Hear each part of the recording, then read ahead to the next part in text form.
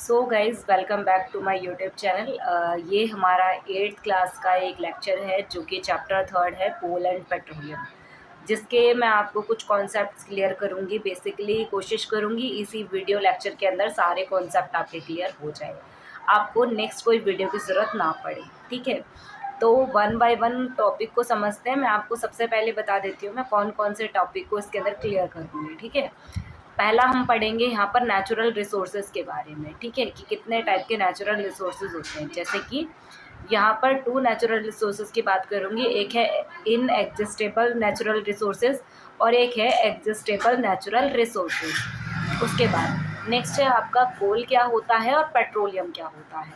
क्या है कोल and petroleum के बारे में मैं यहाँ पर आपसे बात करूँगी, जो कि क्या है फॉसिल फ्यूल्स है। बेसिकली मैं यहाँ पर बताऊंगी फॉसिल फ्यूल्स क्या होते हैं और फॉसिल फ्यूल्स के जो पार्ट्स हैं, जैसे कि कोल है, पेट्रोलियम है, कोक है, ये सभी क्या है। प्लस में मैं यहाँ पर बताऊंगी कोल की स्टोरी कि कोल बना कैसे है आखिरकार, है ना। उसके बाद हम पढ़ेंगे ये कोक, कोलतार, कोल, ये सब तो मैं आपको बता ही चुकी हूँ। प्लस में कोल गैस के बारे में भी पढ़ेंगे और इसके बाद हम पढ़ेंगे पेट्रोलियम के बारे में, पेट्रोलियम की जर्नी क्या होती है, किस तरीके से पेट्रोलियम बनता है। ठीक है, ये सारी चीज़ें हम डिस्कस करेंगे। और हाँ क्लास, मैं इस चीज़ आपको जो ये पॉइंट डिस्कस कर रही हूँ, बेसिकली मैं इन पॉइंट को डिस्कस करने के लिए एनसीईआरटी बुक की हेल्प ले रही हूँ। यानी कि जो चीज़ें मैं आपको बता रही हूँ वो एनसीईआरटी बुक में पॉइंट टू पॉइंट दे रखी हैं। ठीक है, इस पेट्रोलियम के बारे में बात करूँगी, पेट्रोलियम को रिफ़ाइन कैसे किया जाता है, इसकी जर्नी क्या होगी, कैसे पेट्रोलियम बना है। देन इसके बाद मैं आपसे बात करूँगी यहाँ पर, हाँ, पेट्रोलियम रिफ़ाइनरी में क्या क्या चीज़ें होती हैं, उस टाइम पे क्या क्या चीज़ें आपको अलग से मिलती हैं, क्योंकि पेट्रोलियम में भी पेट्रोलियम रिफ़ाइनरी के टाइम पे काफ़ी सारे प्रोडक्ट आपको देखने को मिलते हैं। देन इसके बाद मैं आपसे बात करूँगी नेचुरल गैसेस की, कि नेचुरल गैसेस आखिर में होता क्या है और इसके एग्जांपल्स क्या क्या होंगे, इसके कितने टाइप्स हैं। देन इसके बाद मैं बात करूँगी कुछ लिमिटेड नेचुरल रिसोर्सेज, सॉरी, कुछ नेचुरल रिसोर्सेज जो हैं क्या लिमिटेड है, उसके बारे में भी डिस्कस करेंगे। ये हमारा लास्ट पॉइंट है एनसीईआरटी का, इसके बारे में भी हम डिस्कस कर लेंगे। तो ये हुए हमारे सारे ऑल ओवर पॉइंट जो कि लास्ट में एनसीईआरटी बुक में दे रखे हैं की पॉइंट के नाम से, जो कि कोल है पहला, सेकेंड है कोल गैस, नेक्स्ट है कोल तार, नेक्स्ट है कोक, उसके बाद है फॉसिल फ्यूल, नेक्स्ट है नेचुरल गैस, नेक्स्ट है आपका पेट्रोलियम और उसके बाद है पेट्रोलियम रिफाइनरी। तो ये सारे पॉइंट हमें इस वीडियो के अंदर क्लियर करने हैं। तो ये तो हुआ ओवरव्यू इस चैप्टर का।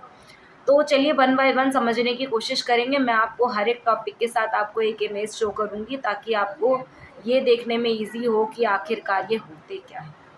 सबसे पहले मैं बात करती हूँ इसके बेसिक इंट्रोडक्शन की, आखिरकार ये कोल और पेट्रोलियम होता क्या है। कोल और पेट्रोलियम बेसिकली ये दोनों फॉसिल फ्यूल्स हैं, नेचुरल गैसेस हैं, नेचुरल सब्सटेंस है हमारी, यानी नेचुरल फ्यूल है। फ्यूल का मतलब समझते हो, जिनका हम यूज़ करते हैं और उनको बर्न करने के बाद हमें कुछ एनर्जी मिलती है, उसे हम कहते हैं क्या, रिसोर्सेज, है ना। नेचुरल सॉरी फ्यूल, फ्यूल क्या होता है, जो जल होने के बाद, बर्न होने के बाद हमें कुछ एनर्जी प्रोवाइड करे, उसे हम क्या कहते हैं, फ्यूल कहते हैं। अब मैं बात कर रही हूँ फॉसिल फ्यूल की।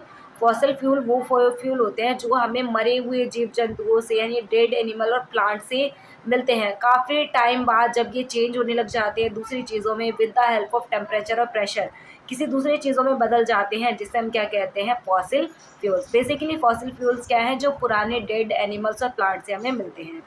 इसके बाद अगर मैं बात करूँ नेचुरल रिसोर्सेज, नेचुरल रिसोर्सेज वो रिसोर्सेज होते हैं जो हमें नेचर से मिले हैं। नेचुरल रिसोर्सेज देखो नाम में ही छुपा है, नेचुरल रिसोर्सेज वो रिसोर्सेज होते हैं जो हमें कहाँ से मिले हैं, नेचर से मिले हैं।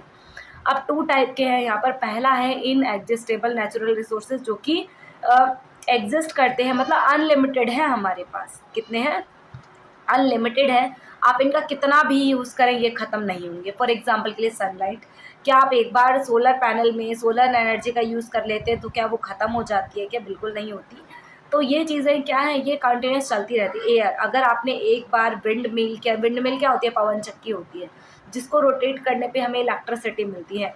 अगर आपने वहाँ पर एक बार यूज़ कर लिया विंड का, तो क्या वो ख़त्म हो जाएगी, बिल्कुल नहीं, एयर ख़त्म नहीं होगी, वो कंटिन्यूस चलती जाएगी। ठीक है, अब ये है इनएग्जिस्टेबल नेचुरल रिसोर्सेज, जो एक बार यूज़ करेंगे ख़त्म नहीं होंगे, क्योंकि ये हमारे पास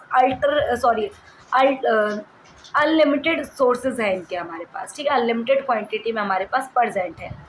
नेक्स्ट है एग्जिस्टेबल नेचुरल रिसोर्सेज। एग्जिस्टेबल नेचुरल रिसोर्सेज वो रिसोर्सेज होते हैं जो हमारे पास लेस क्वांटिटी में होते हैं, मतलब लिमिटेड क्वांटिटी में हमारे पास होते हैं।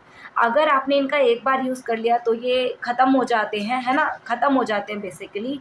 फॉर एग्जांपल के लिए इसके अंदर है पेट्रोलियम, कोयला, ये सब चीज़ें इसके अंदर आएंगी, ठीक है। देन इसके बाद अगर मैं बात करूँ, आपके फॉसिल फ्यूल्स का ही टॉपिक है आई थिंक, यस। जो फॉसिल फ्यूल्स होते हैं बेसिकली क्या होते हैं, फॉसिल फ्यूल्स मैंने आपको पहले ही बता दिया, जो कि डेड रिमेनिंग प्लांट और एनिमल से बनाए जाते हैं, वो क्या होते हैं, आपके फॉसिल्स होते हैं। देन चलिए, देन यहाँ पर अगर मैं आपको बात करूँ फॉसिल फ्यूल्स में, यहाँ पर आपको बात करनी है कोल की। कोल क्या होता है, ब्लैक कलर का सब्सटेंस होता है और सॉलिड सब्सटेंस होता है। अगर मैं इसकी बात करूँ तो इसका हम यूज़ करते हैं, आपने देखा है हम कोयले का यूज़ जलाने के लिए करते हैं, बर्न करते हैं, फिर उससे हमें एनर्जी मिलती है। सर्दियों में बेसिकली इसका यूज़ हाथों को सेकने के लिए करते हैं, है ना, और खाना बनाने के लिए, कुकिंग पर्पस में भी कोयले का यूज़ करते हैं। पहले ट्रेन को चलाने के लिए भी कोयले का यूज़ करते थे, काफ़ी जगह पर इसका यूज़ होता है। तो ये है हमारा कोल, ये की नेक्स्ट है। इसके बाद कोल की स्टोरी। अच्छा, स्टोरी को ध्यान से समझो, मैं इसी स्टोरी के अंदर कनेक्ट करके आपको पेट्रोलियम की स्टोरी भी सुना देती हूँ, दोनों एक साथ, ठीक है। सबसे पहले हम बात करते हैं कोल की स्टोरी। तो कोल बनता कैसे है, देखो ये बोल रहा है कि ये 300 मिलियंस एगो, मतलब 300 मिलियन साल पहले क्या हुआ था, जो हमारी अर्थ है उसमें कुछ ऐसे चेंजमेंट हुए थे जिसकी वजह से जो प्लांट थे, एनिमल थे, मतलब कुछ इंसिडेंट की वजह से वो मिट्टी के नीचे दब गए थे। अब मिट्टी के नीचे दबने की वजह से पर्टिकुलर टेम्परेचर यानी हीट पड़ने की वजह से, प्रेशर पड़ने की वजह से वो कन्वर्ट होने लगे, धीरे धीरे डिकम्पोज होने लग गए। और डिकम्पोज होने के बाद किस में कन्वर्ट हो गए, कोल में, पेट्रोल कोल में बदल गए, कोयले में बदल गए। और वहीं अगर मैं बात करूँ आपसे, मतलब जो एनिमल और डेड प्लांट के जो बॉडी थे, बॉडी स्ट्रक्चर थे, वो धीरे धीरे किस में बदल गए, कोल में बदल गए। इसका मतलब आप ये सोच रहे होंगे कि मैम आप मतलब ये कहना चाह रही हैं कि कोल एक फॉसिल फ्यूल है। बिल्कुल सही, कोल एक फॉसिल फ्यूल है। नेक्स्ट, अगर मैं वहीं पर बात करूं पेट्रोलियम, तो पेट्रोलियम बेसिकली नॉर्मल ज़मीन के नीचे से नहीं, वो समुंदर के नीचे वाले एरिया से आपको देखने को मिलता है। क्यों, क्योंकि जो सी होता है, जो समुंदर होता है, उसके अंदर जो एक्वाटिक प्लांट और एनिमल होते हैं, जब उनकी डेथ हो जाती है तो जो समुंदर होता है ना, उसके तले में जाके, नहीं बॉटम में जाके बैठ जाते हैं। और जब वो उस बॉटम में जाके बैठते हैं और धीरे धीरे सॉइल, सैंड, मिट्टी वगैरह उन सब से ढक जाते हैं, और ढकने के बाद जब वहाँ से एयर, सॉरी टेम्परेचर, हीट की वजह से और प्रेशर की वजह से वो डिकम्पोज होने लगते हैं धीरे धीरे, और किस में बदल जाते हैं, पेट्रोलियम में बदल जाते हैं, ठीक है। तो ये प्रोसेस हुआ आपका पेट्रोलियम का। और नेक्स्ट, अब पहले जो मैंने प्रोसेस बताया था वो था कोल का, ठीक है। देन इसके बाद आओ, इसके बाद हमें पढ़ना है यहाँ पर यस, कि जब हम इसको रिफाइन करते हैं ना, मतलब इंडस्ट्रियल प्रोसेस के अंदर जब हम कोल को रिफाइन करते हैं तो ये कुछ चीज़ें देता है आपको, ठीक है। तो वो चीज़ें क्या हैं, देखो, coal is a processed in industry to get some useful product. तो उस टाइम पे कुछ यूजफुल प्रोडक्ट आपको मिलते हैं, जैसे कि कोक, कोल, तार और कोल गैस, ये सब चीज़ें आपको मिलती हैं। तो सबसे पहले मैं बात करूँगी कोल की। कोल क्या है, होता है, इट इज़ ये मतलब एक मतलब ये भी एक सॉलिड ही है, और ये ब्लैक कलर का सब्सटेंस, जैसे कार्बन होता है ना, सेम उसी टाइप से होता है, ठीक है। और ये कार्बन की बिल्कुल प्योर फॉर्म होती है, कार्बन की बिल्कुल प्योर फॉर्म होती है। जो कोक है उसका हम यूज़ करते हैं स्टील को मैन्युफैक्चर करने के लिए, बनाने के लिए, मोल्ड करने के लिए, ठीक है। और इसका हम यूज़ मेटल्स को एक्सट्रैक्शन का मतलब होता है उससे अलग करना, किस चीज़ में अगर वो मिक्स है। जैसे जब हम मिट्टी से कोई चीज़ों को, मेटल को निकालते हैं तो प्योर तो नहीं निकलती, उसके अंदर बहुत सारी चीज़ें मिक्स हुई रहती है, मिट्टी, पत्थर, बहुत सारी चीज़ें। तो उसको अलग करने के लिए भी हम, मेटल को अलग करने के लिए भी किसका यूज़ करते हैं, कोक का यूज़ करते हैं। नेक्स्ट, उसके बाद है कोलतार। कोलतार बेसिकली क्या होता है, कोलतार एक ब्लैक कलर का थिक लिक्विड होता है, मतलब गाढ़ा एक लिक्विड होता है, जिसका यूज़ हमने देखा है रोड बनाने के लिए भी इसका यूज़ करते हैं, है ना, रोड वगैरह में इसका यूज़ करते हैं। और इसके अंदर बहुत एक अनप्लीजेंट सी स्मेल होती है, ठीक है। ये मिक्सचर होता है, it is a mixture of about 200 substance, लगभग 200 सब्सटेंस का एक मिक्सचर होता है। और product obtain from coal tar is use to starting material from manufacture various substance useful everyday. अच्छा, इससे जो कुछ सब्सटेंस बनते हैं उनका हम यूज़ करते हैं डेली लाइफ में, मतलब कोल तार से ही कुछ सब्सटेंस बनते हैं, जैसे कि डाई। डाई का मतलब क्या होता है, ये कलर करने, सिंथेटिक डाई मतलब एक तो होता है नेचुरल, मेन मेड, और एक होता है, सॉरी, नेचुरल का मतलब होता है जो नेचर से मिले हैं, और सिंथेटिक का मतलब होता है जो मेन मेड, इंसानों द्वारा बनाए गए।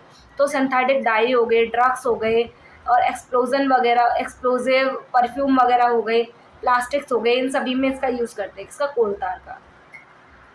तो ये सभी चीज़ें होते हैं। नेक्स्ट है, इसके बाद आ जाओ कोल गैस पे। कोल गैस क्या होता है? Coal gas obtain during the process of coal to get coke. जब हम कोल से कोक बनाने का जो प्रोसेस कर रहे होते हैं, क्या कर रहे होते हैं, कोल से कोक बनाने का प्रोसेस, तो उस टाइम पे आपको एक गैस प्रोड्यूस होती है उसमें से, और उस गैस को क्या कहते हैं? हम कोल गैस कहते हैं, जिसका हम यूज़ करते हैं एज अ फ्यूल, जिसका हम यूज़ करते हैं एज अ फ्यूल काफ़ी सारी इंडस्ट्रीज़ में, ठीक है। अच्छा, इसके बाद नेक्स्ट है आपका, हाँ जी, इसके बाद है पेट्रोलियम। पेट्रोलियम का सारा प्रोसेस मैं आपको बता चुकी हूँ कि पेट्रोलियम बना कैसे था, मतलब इसका साइकिल प्रोसेस क्या था। देन इसके बाद है जो रिफाइनरी। रिफाइनरी का मतलब क्या होता है? कैसे हम इसको रिफाइन करेंगे, मतलब इसको फिल्टर करना, अलग करना, कैसे हम पेट्रोलियम को अलग कर सकते हैं। अब देखो, जो पेट्रोलियम है वो एक डार्क ऑयली लिक्विड होता है, मतलब एक तेल जैसा लिक्विड होता है, लिक्विड यानी एक तरल सब्सटेंस कोई होता है। इट हैज़, इसकी एक बहुत अनप्लीजेंट सी ऑर्डर होती है। अनप्लीजेंट का मतलब समझते हो? जिसकी बहुत बेकार सी स्मेल हो, और ऑर्डर का मतलब होता है स्मेल, ठीक है। It is a mixture of various constituents. ये ना बहुत सारी चीज़ों का मिक्सचर होता है, बहुत सारी कॉन्स्टिट्यूएंट्स, कॉन्स्टिट्यूएंट मतलब जिन चीज़ों से मिलके बना है। अब वो चीज़ें क्या क्या है? पहला बोल रहा है कि पेट्रोलियम गैस इसका पार्ट है। नेक्स्ट है पेट्रोलियम, पेट्रोल इसी के अंदर से निकलता है। डीजल इसी के अंदर से निकलता है, लुब्रिकेटिंग ऑयल इसी के अंदर से निकलता है, और पैराफिन वैक्स भी इसी के अंदर से निकलता है। क्या चीज़ें निकली मैडम?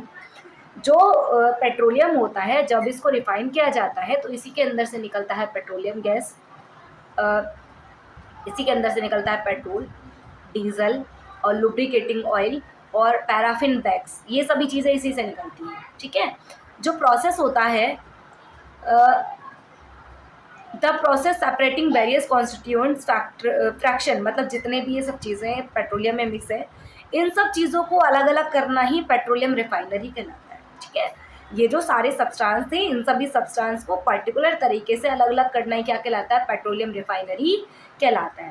देन इसके बाद अगर हम बात करें नेचुरल गैस, तो नेचुरल गैस बेसिकली क्या होती है? ये वो गैस होती है, मतलब जो फॉसिल से बने हैं, मतलब जो प्लांट एनिमल है उसको आपने तो नहीं बनाया, वो नेचुरली बने हैं। तो इनसे मिलने वाले जो भी फ्यूल हैं वो सभी क्या होते हैं? नेचुरल फ्यूल होते हैं। और इनसे जो हमें गैस मिलती है वो सभी क्या होती है? नेचुरल गैसेस होती है। फॉर एग्जांपल के लिए एलपीजी। एलपीजी की फुल फॉर्म याद रखो, क्या होती है? लिक्विड पेट्रोलियम गैस इसकी फुल फॉर्म होती है। एलपीजी क्या होता है? लिक्विड पेट्रोलियम गैस, जो हमारे गैस सिलेंडर्स में होती है, ठीक है, खाना बनाने के लिए, कुकिंग पर्पस में यूज़ करते हैं। इससे पहले वुड और डंग केक, डंग केक का मतलब समझते हो? जो उपले वगैरह होते हैं जिनका हम कुकिंग पर्पस में यूज़ करते हैं ना, तो वो सारी चीज़ें होती हैं, पहले इसका यूज़ करते थे। बट अब मोस्ट ऑफ द जगहों पर एलपीजी गैस सिलेंडर्स का यूज़ किया जाता है। उसके बाद है सीएनजी। सीएनजी की फुल फॉर्म होती है कॉम्प्रेस्ड नेचुरल गैस। अब ये जो कॉम्प्रेस्ड नेचुरल गैस है, ये जो कॉम्प्रेस्ड नेचुरल गैस है, ये गैस बेसिकली आपने देखा व्हीकल्स वगैरह में यूज़ करते हैं इसका। ये बर्न होने के बाद हमें एनर्जी देती है ना। तो ये दोनों ही क्या है? नेचुरल गैसेस हैं जो हमें नेचर से मिले हैं।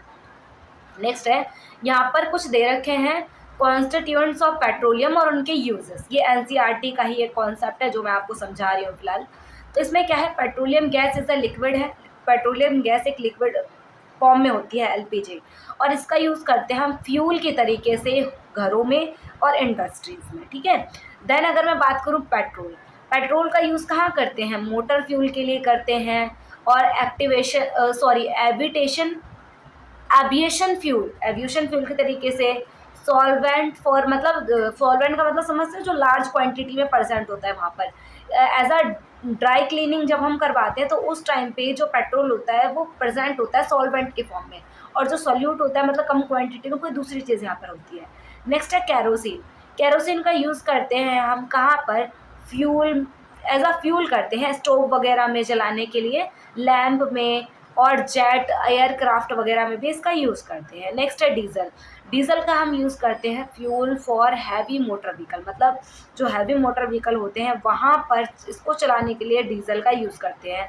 और इलेक्ट्रिक जनरेटर, आपने देखा जनरेटर वगैरह होते हैं, उनको भी चलाने के लिए डीजल का यूज़ करते हैं, मतलब जो भी हैवी सब्सटेंस होते हैं ना, हैवी जो इंस्ट्रूमेंट होते हैं उनको चलाने के लिए डीजल का यूज़ करते हैं। नेक्स्ट है लुब्रिकेटिंग ऑयल। लुब्रिकेटिंग ऑयल का यूज़ लुब्रिकेशन के लिए करते हैं। ये मेनली आपने देखा होगा व्हीकल्स में ऑयल का यूज़ करते हैं, तो ये वही ऑयल है। नेक्स्ट है पैराफिन वैक्स। पैराफिन वैक्स का जो यूज़ है वो कैंडल बनाने के लिए करते हैं। वैसलीन जेली सुना है आपने, वैसलीन पेट्रोलियम जेली बोलते हैं उसको, तो वो भी जो पैराफिन वैक्स है ना उसी से बनाई जाती है, वैसलीन पेट्रोलियम जेली। तो पेट्रोल से ही तो निकला है पैराफिन वैक्स, इसी वजह से उसका नाम है पेट्रोलियम जेली, ठीक है। नेक्स्ट है ऑइंटमेंट्स, कैंडल्स, वैसलीन एटसेट्रा, ये इसमें आ जाएंगे। नेक्स्ट है बिटुमिन। बिटुमिन जो है इसका यूज़ करते हैं पेंट में। बिटुमिन कहाँ से मिला है हमें, मैम पेट्रोलियम से ही आपको मिला है, बिल्कुल ये चीज़ें क्लियर हैं। अब इसका यूज़ हम करते हैं पेंट में और रोड सरफेस के लिए हम इसका यूज़ करते हैं। नेक्स्ट इसके बाद है कुछ नेचुरल रिसोर्सेज जो कि हमारे पास लिमिटेड हैं, जैसे कि इसके बारे में बात करनी है हमें। जैसे कि आपको पता है हमारे पास कोल और पेट्रोलियम क्या है, लिमिटेड क्वांटिटी में है। एक बार आप यूज़ करते हैं तो ये ख़त्म हो जाते हैं। और जो नेचुरल गैसेज हैं एलपीजी, सीएनजी, वो भी हमें नेचर से मिली हैं, ये भी एक लिमिटेड क्वान्टिटी में हमारे पास होती हैं, ठीक है। अब वहीं पर अगर मैं आपसे बात करूं कि जो आपने देखा है कुछ लोग एक मतलब यहाँ पे कुछ आपको इंस्ट्रक्शंस दी गई हैं, PCRA की फुल फॉर्म सुन लो। इंडिया के अंदर पेट्रोलियम कंजर्वेशन रिसर्च एसोसिएशन के थ्रू कुछ गाइडलाइंस दी गई थी। अब कंजर्वेशन का मतलब समझते हो, उसको इकट्ठा मतलब संरक्षण करना, उसको सुरक्षित रखना, उसके लिए कुछ एडवाइस दी गई थी, गाइडलाइंस दी गई थी। वो क्या थी, पहली थी drive at a constant and moderate speed as far as possible. जितना आपसे पॉसिबल हो सके अपने व्हीकल्स को, अपने ऑटोमोबाइल को एक मॉडरेट स्पीड पर चलाएं, ना तो हाई ना तो बहुत स्लो, नॉर्मल। जिससे क्या होगा, आपका जो पेट्रोल है, डीजल है, सीएनजी, वो नॉर्मल क्वांटिटी पे खर्च होगा, ठीक है। और जब ज़रूरत है, जब आप रेड लाइट पे खड़े हैं, आपने देखा होगा आजकल क्या होता है कि जब रेड लाइट पे होते हैं या फिर कहीं भी ट्रैफिक हो रहा होता है तो इंजन को स्टार्ट रखते हैं, पर वहाँ पर भी तो हमारा पेट्रोल डीजल खर्च हो रहा है ना, तो वहाँ पर हम उसको बंद कर सकते हैं कुछ टाइम के लिए, तो वहाँ पर हमें उसे ऑफ कर देना चाहिए। नेक्स्ट पॉइंट यही है कि switch off the engine at the traffic light और the place where you have wait, जहाँ पर आप वेट कर रहे होते हैं वहाँ पर उसको ऑफ कर देना चाहिए। नेक्स्ट है ensure correct type pressure, tyre pressure, मतलब जो टायर प्रेशर है वो क्या हो, करेक्ट हो, है ना, उसको चेक कर लें। नेक्स्ट है ensure regular maintenance of the vehicle, vehicle का रेगुलर मेंटेनेंस रखें। मेंटेनेंस का मतलब क्या होता है कि उसको मेंटेन करके रखें, है ना, ऐसा ना हो कि बहुत ज़्यादा ही पेट्रोल ले रहा है, बहुत ज़्यादा ही डीजल ले रहा है। प्लस आपको पता है जो टायर वगैरह होते हैं बाइक के, किसी व्हीकल्स के, वो भी इन्हीं सब चीज़ों से बने हुए होते हैं। कोल वगैरह कार्बन का ही एक सब्सटेंस होता है वो भी, ठीक है। तो ये सारी चीज़ों को हम डिस्कस कर चुके हैं। मैं एक बार फिर से क्लियर कर देती हूँ इन सभी की पॉइंट को कि हम क्या क्या डिस्कस कर चुके हैं। कोल डिस्कस कर चुके हैं, कोल गैस हम डिस्कस कर चुके हैं, कोल तार हम डिस्कस कर चुके हैं, कोक डिस्कस कर चुके हैं, फॉसिल फ्यूल डिस्कस कर चुके हैं, नेचुरल गैस को हम डिस्कस कर चुके हैं। नेक्स्ट है पेट्रोलियम, नेक्स्ट है पेट्रोलियम रिफाइनरी। सारे कॉन्सेप्ट को मैं डिस्कस कर चुकी हूँ और इसके जो एनसीईआरटी क्वेश्चन है वो भी आप इस बेसिस पे कंप्लीट कर सकते हैं। अगर आपका कोई भी इशू है या कोई क्वेश्चन जिसको आपको लर्न ही नहीं हो रहा, आप चाहते हैं कि मतलब कैसे लर्न होगा, तो वो क्वेश्चन आप मेरे को कमेंट करिए, मैं आपको उसका शॉर्ट ट्रिक के साथ उसका कॉन्सेप्ट आपको ज़रूर क्लियर करूँगी। तो मिलते हैं नेक्स्ट वीडियो में। अगर कोई भी आपका कॉन्सेप्ट है तो आप कमेंट करिए। बाकी हमने ये वीडियो लेक्चर कंप्लीट कर दिया है। Thank you so much watching this video.